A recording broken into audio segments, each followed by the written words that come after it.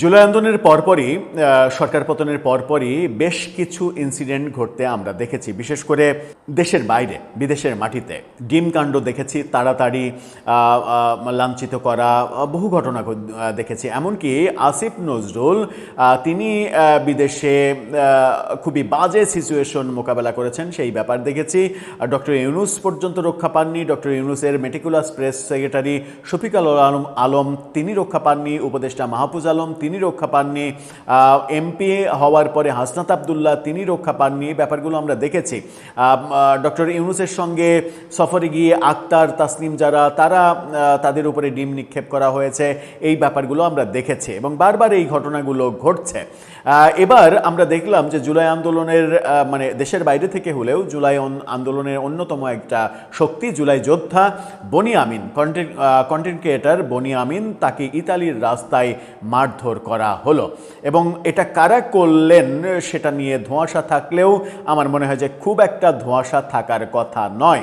আমি জানি না এখন পর্যন্ত তারা সেই স্বীকারোক্তিটা দিয়েছে কিনা, তবে ফেসবুক প্রচারণায় মনে হতেই পারে যে এটা স্বীকারোক্তি দেওয়ার আর কোনো প্রয়োজন নেই। কিন্তু কেন বনি আমিনকে এরকম সিচুয়েশনের মুখে পড়তে হলো? তাকে রাস্তায় ফেলে মারপিট করার দৃশ্যও ভিডিওতে দেখা গেল। চলুন একটু জেনে দেখি কি ঘটলো ইতালির রাস্তায়। থাকবেন পলিটিক্স টিভির নিয়মিত আয়োজনে।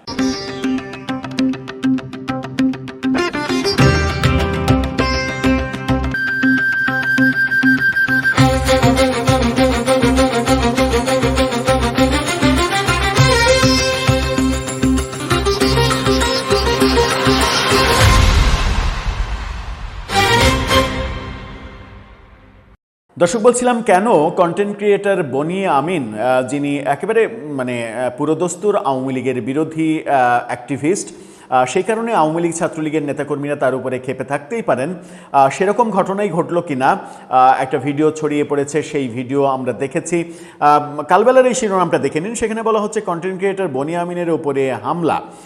একটু খবরটা দেখে নিই। সামাজিক যোগাযোগ মাধ্যমে পরিচিত মুখ এবং কন্টেন্ট ক্রিয়েটর বনি আমিনের উপরে হামলা চালিয়েছে একদল যুবক।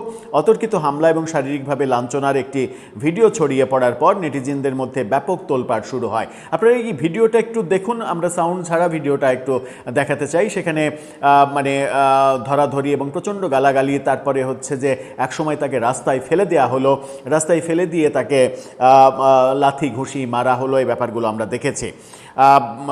গত রাতে ইতালির রোমের তরপিনা তারা আবাসিক এলাকার রাস্তায় এই ঘটনাটা, যেটা ভিডিও দেখলেন সামাজিক যোগাযোগ মাধ্যমে ভাইরাল হওয়া ভিডিওতে দেখা গেছে রাতের আঁধারে বনি আমিনকে এক ব্যক্তি জড়িয়ে ধরে রেখেছেন, আক্রমণাত্মক আচরণ করছেন। তিনি নিজেকে ছাড়িয়ে রাস্তায় দৌড়ে পালানোর চেষ্টা করলে তাকে ধাওয়া করা হয় এবং তারপরে এক পর্যায়ে তাকে রাস্তায় ফেলে পেটানো হয়।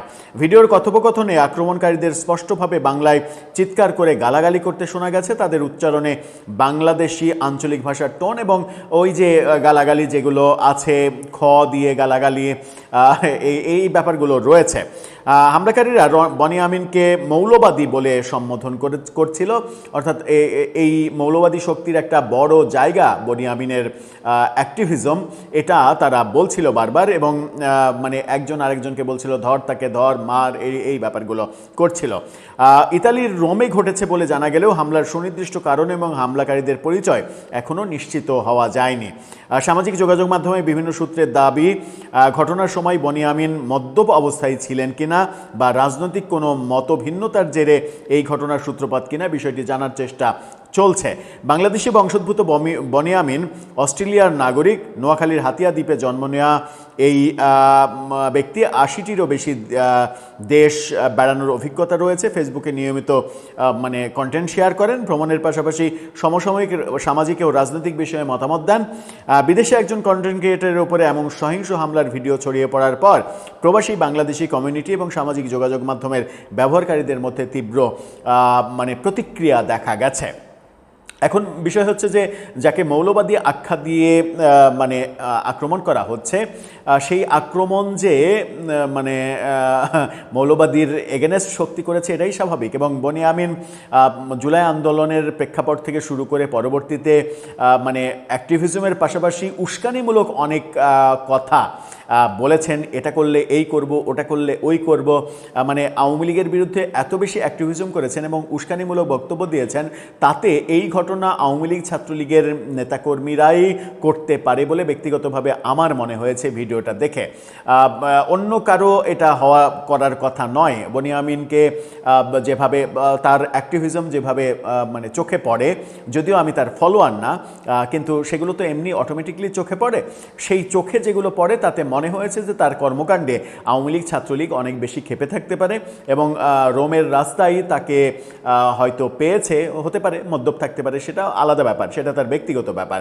মদ খাবে কি খাবে না সেটা তার ব্যক্তিগত ব্যাপার, কিন্তু এই ব্যাপারটা আমার মনে হয় যে ছাত্রলীগ আওয়ামী লীগের নেতাকর্মীরাই করতে পারে, কারণ তার উপরে প্রচণ্ড রাগ হয়েছে। কিন্তু সেটা ব্যাপার না, ব্যাপারটা হচ্ছে জুলাই আন্দোলনের পক্ষে থাকা শক্তিগুলো এই যে বারবার বিদেশের মাটিতে আক্রান্ত হচ্ছে, এরপরে ব্যাপারটা কি এরকম অবস্থায় যাবে যে জুলাই আন্দোলন যারা করেছে, বিশেষ করে চেনা মুখ, তারা মানে একা কোনো বিদেশ সফর করতেই ভয় পাবে, কিংবা মানে এমন দেশে যেতেই ভয় পাবে যে দেশে আসলে অনেক বেশি প্রবাসীরা আছেন এবং তার মধ্যে অবশ্যই আওয়ামী লীগের লোকজন আছে।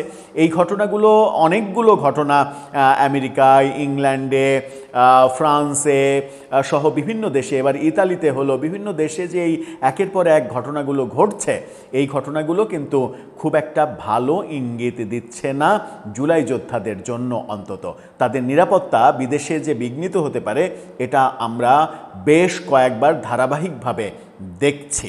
দর্শক, আপনার কি মনে হয় বনিয়ামিন কেন আক্রান্ত হলেন? আপনার মতামত জানিয়ে লিখতে পারেন আমাদের কমেন্ট বক্সে।